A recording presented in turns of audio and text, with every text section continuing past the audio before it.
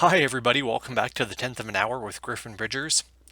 For today's episode, episode 95, we're going to take a brief look at updated IRS mortality tables that have recently been published for purposes of calculating distributions from retirement plan assets.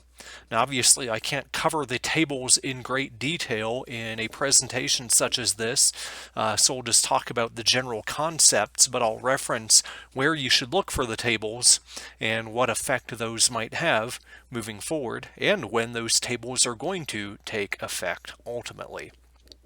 Now, as always, this presentation is not intended to substitute for legal or tax advice and is provided for educational purposes only. So, the old mortality tables are contained in Treasury regulations for Code Section 401A9. There's three tables that are applicable: the single life table, the uniform life table, and the joint and last survivor table. And those kind of depend on what type of account owner or employee you're dealing with respect to a retirement plan. Single life would usually be for something like an inherited IRA, uniform life for an employee or owner of an IRA or 401k who doesn't have a spouse as the beneficiary. Then the joint and last survivor table for a situation where a spouse is a beneficiary. But all of these are used to calculate required minimum distributions from 401ks and retirement plans and other sorts of deferred retirement arrangements. Now, these tables were last published around 2002, and a lot has changed since, which includes things like, despite declining health trends, the fact that life expectancies have generally increased. Now, you may look at COVID and think, how can that be true? Well, keep in mind that a lot of these were published before COVID even took place in terms of the proposed new tables.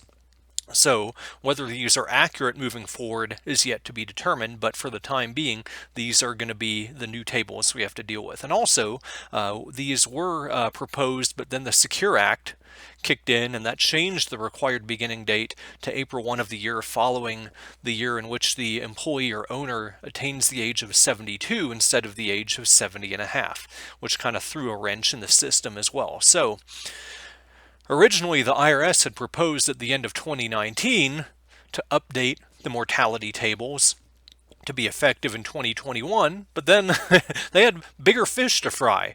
The Secure Act was passed, COVID hit, the CARES Act was passed. A lot has happened in the retirement asset planning world. So recently, on November 12th, the IRS published the updated regulations, which contain the new mortality tables under Treasury Decision 9930. So if you want to search that, that'll show you what those tables are in a very lengthy PDF. So you'll have to scroll down through a lot of the preambles to get to the actual meat of the regulation itself, but it'll contain those updated tables.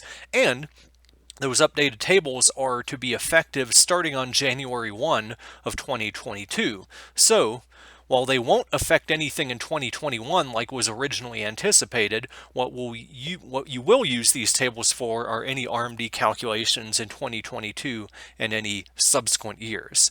So for 2021, you'll want to continue to use the old tables and rely on any extension of COVID-related relief for RMDs if that extends into 2021. Now, as of the date of this presentation, no such relief has been passed by Congress, but that's something that could be on the table depending on what happens in the next few weeks. Now, with the new mortality tables, generally it's hard to capture a universal statement that applies in all situations, but generally there will be longer life expectancies, which will reduce the factors that are used to calculate RMDs. So what that means is that you'll have slightly smaller RMDs every year coming out of a retirement plan or IRA.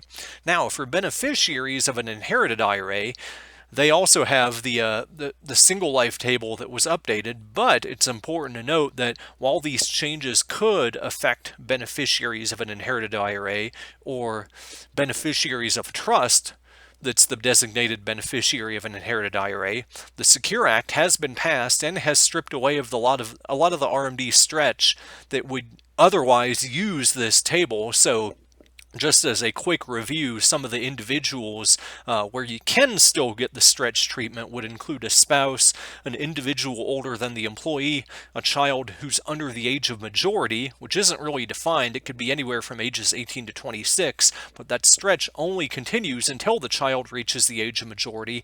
And finally, a disabled or chronically ill individual for life. If you don't have an individual who's described in any of those categories, then that individual cannot get an IRA stretch if they're a beneficiary of the IRA or of a trust to which the IRA is payable. Now, in all other cases, if an individual doesn't meet one of these requirements, but the individual is indeed a designated beneficiary directly or under the trust look-through rules, you would still have a little bit of a deferral, but it would be over 10 years without any annual distributions being required. It's more that the IRA or 401k has to be distributed in full, at least the beneficiary's share, as of the end of the 10th year containing the anniversary of the owner or employee's death. Now, another point in this that's kind of lost is that where qualified charitable distributions are permitted, this may reduce the effectiveness of those because your QCD, your qualified charitable distribution, is limited to your RMD amount, or if less, a cap of 100,000. So if your RMD is less than 100,000, with the new mortality tables, it may limit your ability to fully utilize the QCD tax benefit. So those are the tables in general and the concept of them. So what should you do moving forward? Well, for one, if you or a client makes these calculations by hand, note that starting in 2022, you should use new tables.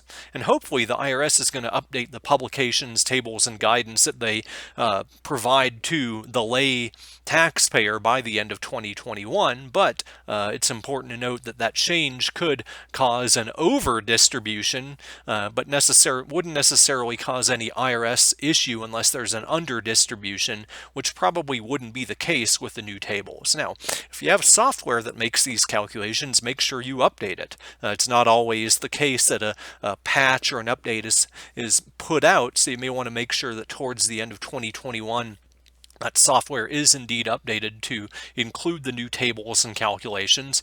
And as I mentioned with qualified charitable distributions, plan those carefully. It may be better to take advantage of that in 2021 while you have a higher RMD, because that may be reduced, although slightly, in 2022. But all that hinges too on CARES Act relief, because with the waiver of required minimum distributions in 2020 and the return of distributions from early 2020, it's not known whether that type of relief will extend beyond this year. So the CARES Act obviously throws a wrench in the works here when you're looking at all of this planning holistically. So there's several factors that come into play, but long story short, if you remember nothing else from today's talk, just remember to make a note on your calendar that at the end of next year, you'll need to start to use these new tables for any retirement plan calculations. As always, if you have questions or topic suggestions, you can email those to me at griffin.bridgers@gmail.com. But thank you for listening to this episode of the 10th of an Hour, and I look forward to seeing you in the next one.